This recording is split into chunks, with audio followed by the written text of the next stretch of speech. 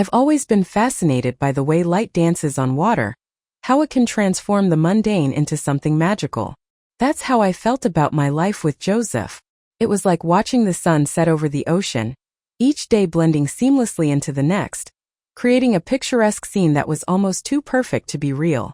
My name is Kelsey, and for 10 years, I've been married to Joseph, an electrical engineer whose dedication to his work was only matched by his devotion to our family. Our life was a carefully curated gallery of moments, each one framed by the routine of our daily lives. Joseph, with his steady, reliable nature, was the backbone of our existence. His long hours at work were a testament to his commitment, yet he always made time for us, for me. I, on the other hand, was the keeper of our home, managing the chaos of my job as an administrative assistant at a bustling law firm, while ensuring our domestic life ran like clockwork. But beneath this veneer of perfection, there was a secret, a shadow that lingered in the corners of my mind, threatening to disrupt the harmony we had built. It wasn't something I could share with Joseph, not yet. Our friends, Amanda and her partner, were frequent visitors, their presence a welcome disruption to our routine. Amanda, with her vibrant soul and infectious laugh, was someone I admired deeply. Her journey as a transgender woman was a testament to her strength and resilience, qualities I envied. Her transition had been a beacon of inspiration, a narrative of self-discovery that I found both enlightening and, in some ways, a mirror to my own hidden truths. We often gathered for dinners, where the conversation flowed as freely as the wine, or embarked on weekend retreats that promised a break from the mundane. These escapes were supposed to rejuvenate us, to strengthen the bonds of friendship and love. However, it was during one such retreat that the fabric of my carefully constructed life began to fray. The weekend started like any other, with laughter, shared stories, and the promise of relaxation. But as the sun dipped below the horizon, casting long shadows over our cabin, something shifted. The air grew thick with unspoken words, and I could feel the weight of my secret pressing down on me. It was there, amidst the laughter and the clinking of glasses, that I realized how fragile our perfect life truly was. A simple weekend retreat was about to become the catalyst for a revelation that would change everything. As the night deepened, the cabin felt less like a sanctuary and more like a stage set for the drama that was about to unfold. I knew I couldn't keep my secret buried forever. The truth, like the tide, was inevitable, and it was coming for us, for me. And so, as the fire crackled and the stars blinked indifferently above, I prepared myself for what was to come. The life I had known, the life I had built with Joseph, was about to be tested in ways I never imagined. This was not just another story of a weekend getaway. This was the beginning of the end, or perhaps the beginning of something new. The morning sun filtered through the dense canopy of trees, casting dappled light on the forest floor as Amanda and I set off to explore the woods around the cabin. The air was crisp, carrying the scent of pine and the distant murmur of a stream. As we walked, our conversation meandered like the path before us, touching on everything from the mundane to the profound. Amanda, always the storyteller, began to recount tales of her youth, her voice weaving through the trees, filling the space with her vibrant energy. "You know, Kelsey," she said, pausing to pick up a fallen leaf, "life is like these woods. It's full of paths you can take, some clear, some hidden, and sometimes you just have to forge your own." I nodded, feeling the truth in her words resonate within me. The secret I harbored felt like a path I was too afraid to take, yet here with Amanda it seemed less daunting. "It's funny," I started, my voice barely above a whisper, "how we can live our lives on autopilot, following the well-trodden paths, until something or someone makes us stop and look around." Amanda turned to me, her eyes catching the light, a knowing smile playing on her lips. "And what path are you thinking of taking, Kelsey?" Her question was gentle, yet it pierced through the layers I had carefully built around myself. I hesitated, the words stuck in my throat. The woods around us seemed to hold their breath, waiting for my confession. I've been feeling like there's something more, something I've been denying myself for so long." I admitted, my gaze fixed on the ground, unable to meet her eyes. She reached out, her hand warm and reassuring on my arm. "Kelsey, whatever it is, you're not alone. You've seen my journey, my struggles, and my triumphs. Sometimes the hardest part is just admitting there's a path you need to explore." The silence that followed was not empty but filled with understanding and support. Amanda's presence was like a balm to my anxious soul, We continued walking, the crunch of leaves underfoot a rhythmic counterpoint to our thoughts. As we reached a small clearing, Amanda stopped, her gaze sweeping over the serene landscape. This place, it's like a sanctuary, isn't it? Away from everything, where you can just be. Her words struck a chord. Here, in this secluded spot, surrounded by nature's untouched beauty, I felt an urge to unburden myself. Amanda, I've been hiding something from Joseph, from everyone. I've been living a life that feels like it's not mine anymore. I confessed, the words tumbling out now, unstoppable. She listened, her expression one of empathy and encouragement.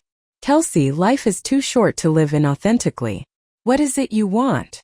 The question hung in the air, heavy with implications. I took a deep breath, the forest air filling my lungs, giving me the courage I needed. I think I might be in love with someone else, I said, the admission feeling like both a betrayal and a liberation. Amanda's reaction was not one of shock but of gentle concern. Who? She asked, her voice soft, almost a whisper. It's you, Amanda, I confessed, the words feeling both foreign and true as they left my lips. The forest seemed to quieten further, as if nature itself was listening to this pivotal moment. Her eyes widened slightly, but then she smiled, a smile that was both sad and understanding. Kelsey, I'm flattered, truly, but you know I'm with. I know, I interrupted, my heart racing. I know, and I'm not asking for anything. I just needed to say it, to acknowledge it, to myself if nothing else.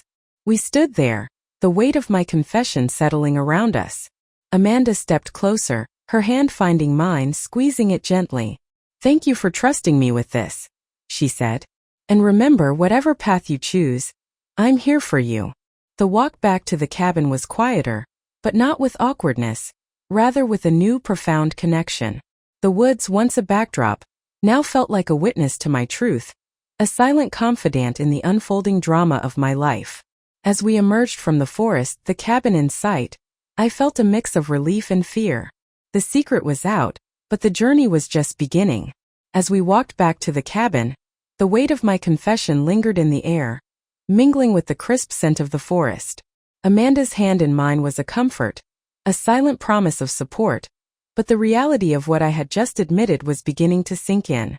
The cabin, once a place of refuge, now loomed ahead like a stage set for the next act of my life's drama. Dinner was a quiet affair that evening. The usual laughter and lively chatter were replaced by a more subdued atmosphere. Joseph, always perceptive, noticed the shift. Everything okay? He asked, his eyes searching mine for an answer I wasn't ready to give. I'm just thinking, I replied, my voice barely above a whisper. Amanda glanced at me, her expression unreadable but supportive. After dinner, as the others lingered around the fire, Amanda suggested we take a walk under the stars. It's a beautiful night, she said, her voice gentle, coaxing me away from the group. We walked in silence at first. The only sounds were our footsteps and the occasional hoot of an owl. The stars above were like silent witnesses to our secret, their light piercing through the darkness, much like my confession had pierced through my carefully constructed life. I'm sorry for putting you in this position, I finally said, breaking the silence. Amanda stopped, turning to face me. Kelsey, you've done nothing wrong by being honest with yourself. And with me. It's complicated, but I'm glad you trusted me. Her words were a balm, but the complexity of the situation was undeniable. I don't know what to do, I confessed, feeling the weight of my indecision. She took a moment, her gaze drifting to the stars. Life isn't about having all the answers right away. Sometimes it's about finding the courage to ask the right questions. We continued walking, the path leading us deeper into the woods, away from the cabin's light. The isolation felt both liberating and terrifying. What if I've made a mistake? I whispered, more to myself than to her. There are no mistakes, only choices, Amanda replied, her voice firm yet kind. And you've made a choice to be true to yourself. That's brave, Kelsey. The night grew colder and we turned back, the cabin's warm glow now a beacon in the darkness. As we approached, the reality of returning to the others, to Joseph, loomed large. Back inside, the cabin was filled with the soft sounds of conversation and the crackling fire. Joseph looked up, his eyes meeting mine with a mix of concern and curiosity. You were gone a while, he noted. Just needed some air. I said, forcing a smile. Amanda squeezed my hand one last time before letting go, her touch a silent reminder of our shared secret. That night, as I lay next to Joseph, the space between us felt vast. His steady breathing was a stark contrast to the turmoil within me. I turned away, staring into the darkness, my mind replaying the day's events. The kiss, the confession, the walk under the stars. It all felt like a dream, yet it was my new reality. The morning brought no relief. The sun rose, casting light through the window, but it did little to dispel the shadows in my heart. Breakfast was tense, the air thick with unspoken words. Amanda and I exchanged looks, a silent acknowledgement of the night before. As the day unfolded, the secret of our kiss, our connection, hung between us like a heavy fog. Every laugh, every shared glance felt charged with meaning. Joseph, ever the observer, seemed to sense the shift but couldn't pinpoint its source. Later, as we prepared for another hike, Amanda pulled me aside. "We need to talk," she said, her voice low. We found ourselves alone again, this time by the stream, its gentle flow a soothing backdrop to our conversation. "Kelsey, what happened between us? It can't change things," she began, her voice steady but her eyes betraying her turmoil. "I know," I replied, my heart sinking. "But it has changed things for me. I can't just go back to how things were." She nodded, understanding but also resolute. "I'm with someone, Kelsey. And you have Joseph. We need to figure out how to move forward without hurting anyone." The reality of her words hit hard. "I don't want to lose you," I admitted, the fear of losing her friendship, her presence in my life overwhelming. "You won't," she assured me, her hand finding mine again. "But we need to navigate this carefully, for everyone's sake." The walk back was somber, the beauty of the forest overshadowed by the complexity of our emotions. As we neared the cabin, the sight of Joseph waiting for us, his face a mix of concern and confusion, was a stark reminder of the life I had built, the life I was now questioning. That evening, after dinner, as the others played cards and the fire cast dancing shadows on the walls, I knew the time was coming when my secret would no longer be just mine. The cabin, once a place of laughter and escape, was now the setting for a revelation that would alter the course of my life, our lives forever. The next morning, the atmosphere was tense. I could barely look at Joseph, guilt gnawing at me like a persistent, unwelcome guest. Amanda, however, seemed unfazed, her confidence unshaken. We all decided to go on a hike together, but my mind was elsewhere, replaying the night before. The trail was narrow, and the forest around us was silent except for the occasional bird call, or the rustle of leaves underfoot. Joseph led the way, his steps sure and steady, while Amanda and I lagged behind. She whispered to me, her voice barely above the murmur of the wind, "I want to meet you later alone." The anticipation and dread mixed within me, creating a storm of emotions. As we walked, I felt the weight of my choices pressing down on me. The path we were on seemed to mirror my life, full of twists and turns, some leading to places unknown. Joseph, sensing the shift in the air, turned back, his eyes searching mine for answers I wasn't ready to give. "You okay, Kelsey?"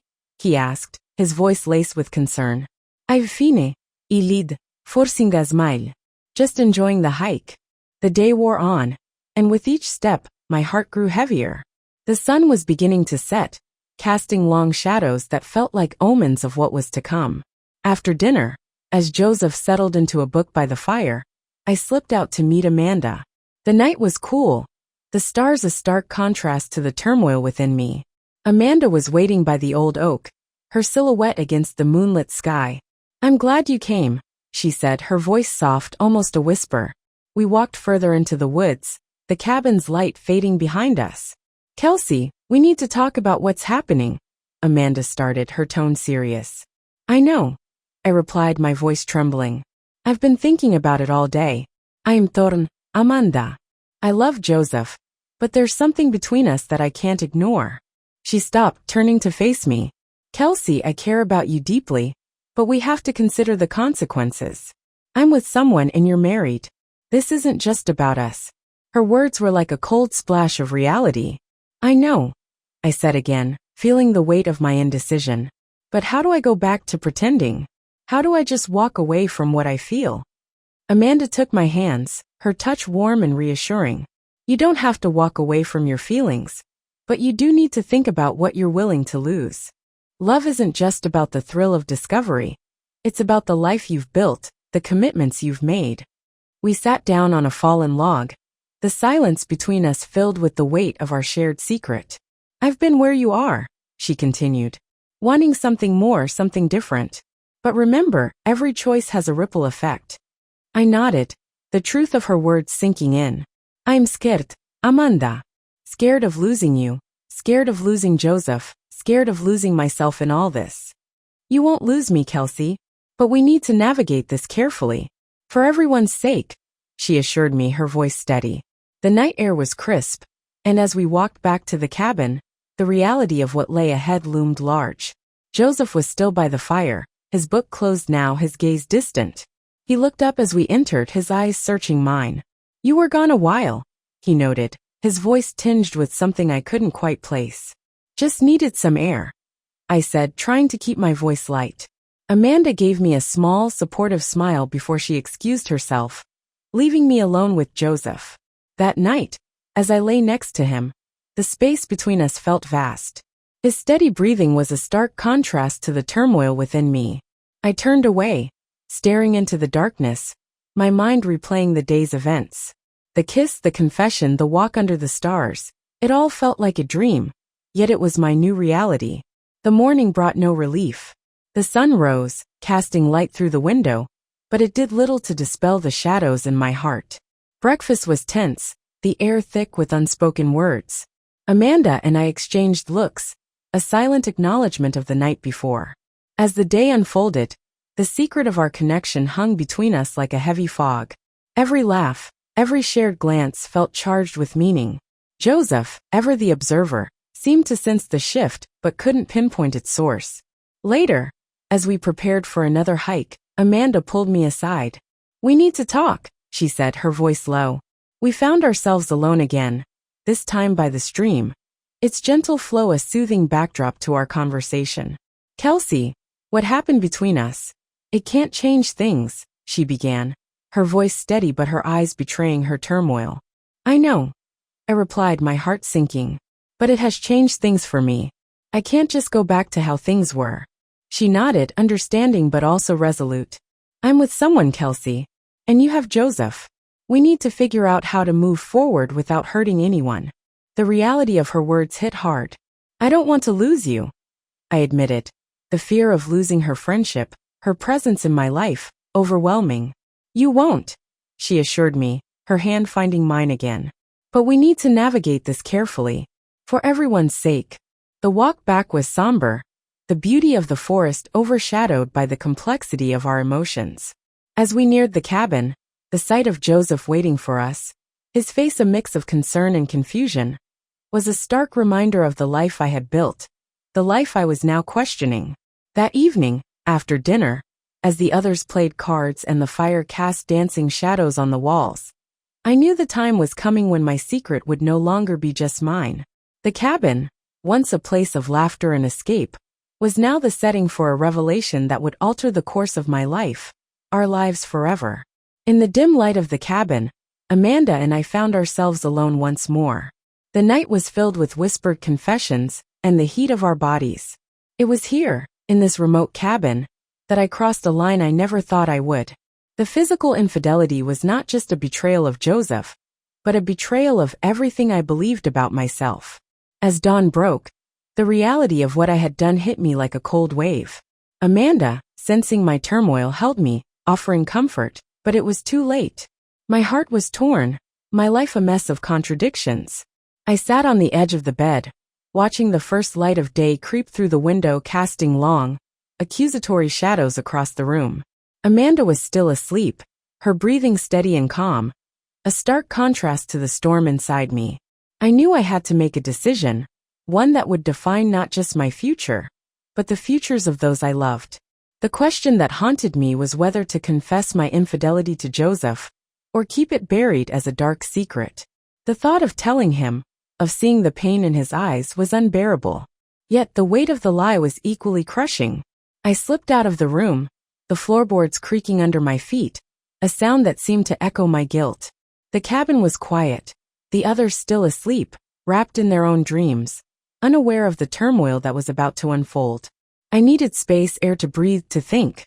Outside, the morning was crisp, the forest alive with the sounds of birds and the gentle rustle of leaves. I walked to the edge of the clearing, where the trees gave way to a view of the valley below, shrouded in mist. Here I felt small, insignificant, yet the weight of my choices loomed large. I replayed the night in my mind, each moment with Amanda, each touch, each whispered word. It wasn't just physical. There was an emotional connection, a bond that I hadn't felt with Joseph in years. But was it worth the destruction of a decade-long marriage? The sun was now fully above the horizon, its light harsh and revealing. I knew I couldn't stay silent forever. The secret would fester, grow, until it consumed me from within. But the thought of confessing, of watching Joseph's world crumble because of my actions, was paralyzing. I returned to the cabin, my steps heavy. Amanda was awake now, sitting by the window, her gaze distant. She looked up as I entered, her eyes searching mine for answers. "Kelsey, what are you going to do?" she asked, her voice barely above a whisper. "I don't know," I admitted, my voice breaking. "I love him, Amanda, but I also feel something for you. It's not fair to anyone." She stood, coming closer, her presence both comforting and complicating. "I understand," she said softly. "But remember, whatever you decide, it's your truth. And truth, no matter how painful, has a way of setting us free." Her words were like a balm, but the decision was mine alone. I thought of Joseph, his dedication, his love, the life we had built together. Could I shatter that? Could I live with myself if I didn't? The day passed in a blur of activities, everyone trying to enjoy the last day of our retreat. But for me, every laugh, every shared moment was tinged with the impending decision. Joseph, sensing my distraction, tried to engage me, his concern evident. "Kelsey, you've been distant. Is everything okay?" he asked during lunch, his hand reaching for mine. I pulled away slightly, not out of rejection but fear. "I'm just thinking," I said, echoing my earlier lie, the words tasting bitter on my tongue. That evening, as the sun set, painting the sky in hues of orange and pink, I knew I couldn't delay any longer. The cabin, once a place of laughter and escape, now felt like a confessional. I found Joseph alone by the fire, his book closed, his gaze lost in the flames. "Joseph," I started, my voice trembling. "There's something I need to tell you." He looked up, his eyes meeting mine, a mix of curiosity and concern. "What is it, Kelsey?" I took a deep breath, the words heavy in my throat. "I've done something. Something I'm not proud of." My voice was barely audible over the crackling of the fire. He waited, his expression unreadable, giving me the space to continue. I was unfaithful to you," I confessed, the words feeling like a betrayal all over again. "With Amanda." The silence that followed was deafening. Joseph's face went through a gamut of emotions: shock, hurt, confusion. "When?" he finally asked, his voice steady but his eyes betraying his turmoil. "Last night," I whispered, the admission feeling like a weight lifting and crushing me simultaneously. He stood abruptly, pacing away from the fire, his back to me. I could see his shoulders tense, his hands balling into fists. "Why?" he asked, turning back to face me, his voice raw with pain. "I don't have a good answer, Joseph." I was lost, confused. "I didn't mean for it to happen," I said, tears now streaming down my face. He looked at me, his eyes searching for the truth, for the woman he married. "Do you love her?" he asked, his voice breaking. "I care about her deeply, but I love you, Joseph. I love our life together," I replied, my heart aching with the truth of my words. He sat back down, his face a mask of sorrow. "I need time, Kelsey. Time to think, to understand." I nodded, knowing that this was just the beginning of a long, painful journey. The cabin, once a sanctuary, was now the stage for our unraveling. As the fire died down, casting the room in shadows, I knew that whatever path I chose, the life I had known was irrevocably changed. The drive back home was silent, the hum of the car engine the only sound between us. Joseph, sensing the shift in our world, finally broke the silence. "Is everything okay, Kelsey?" His voice was gentle, yet heavy with concern. I nodded, my throat tight, unable to speak through the unshed tears. Once we were home, the familiar walls seemed to close in around me, the weight of my actions pressing down like a physical force. I knew I had to tell Joseph, not just for his sake but for mine. The truth was a beast that needed to be unleashed, or it would devour me from within. I found Joseph in the kitchen making tea, his back to me. "Joseph," I started, my voice trembling. "We need to talk." He turned, his eyes meeting mine, a mix of curiosity and concern. "What is it, Kelsey?" Sitting him down at the kitchen table, I confessed everything. The pain in his eyes was palpable, his trust shattered like glass underfoot. We talked for hours, delving into the depths of love, betrayal, and what it truly means to be true to oneself. Joseph, in his quiet, thoughtful way, asked for time to think, to process the enormity of what I had revealed. In the days that followed, our marriage was tested like never before. We sought counseling, trying to navigate through the wreckage of my infidelity. Each session was a battle, a struggle to find common ground amidst the ruins of our trust. Amanda and I ceased contact, her role in my life now a painful reminder of my choices, a chapter one needed to close. The question lingered, haunting our every interaction. Will Kelsey and Joseph find a way to rebuild their marriage, or will this be the end? The story of my infidelity with Amanda was not just about a moment of weakness, but a journey of self-discovery, betrayal, and the complex nature of love and identity. It was about understanding the paths we choose and the ones we leave behind. As we sat in the counselor's office, the air was thick with the unsaid. Joseph's voice was steady, but his eyes betrayed his turmoil. "I want to understand, Kelsey. I want to know why you felt you had to go outside our marriage." I took a deep breath, the words heavy in my throat. "I was lost, Joseph. I felt like I was living someone else's life, not mine. Amanda, she was there. And in that moment, she represented something different, something I thought I needed." He listened, his face a mask of sorrow. "And now? What do you need now?" "I need us," I said, my voice breaking. "I need to rebuild what I've broken, if you'll let me." The counselor, a woman with kind eyes and a gentle voice, guided us through exercises designed to rebuild trust, to communicate our deepest fears and desires. It was slow, painstaking work, like piecing together a shattered vase, each fragment a reminder of what once was. At home, the silence was different now, not the comfortable quiet of companionship, but the heavy silence of unspoken words and unresolved emotions. Joseph would often retreat into his study, the door slightly ajar, a silent invitation for me to join him when I was ready. One evening, as the sun set, casting long shadows across our living room, I found Joseph sitting by the window, his gaze lost in the distance. I sat beside him, the space between us feeling both vast and intimate. "Joseph," I whispered, "I'm sorry. I'm so sorry for everything." He turned to me, his eyes searching mine for sincerity. "I know, Kelsey. I know you are. But it's not just about being sorry. It's about what comes next." We talked more that night than we had in weeks. About forgiveness, about the possibility of moving forward. Joseph shared his fears, his doubts, but also his love for me, for us. "I want to try, Kelsey. I want to see if we can find our way back to each other." Tears streamed down my face, relief mingling with the pain. "I want that too, more than anything." The journey was far from over.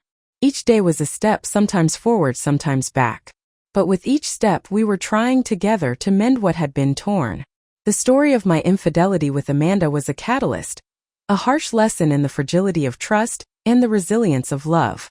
It was a reminder that love isn't just about the easy moments but about facing the hardest truths and choosing each other, again and again.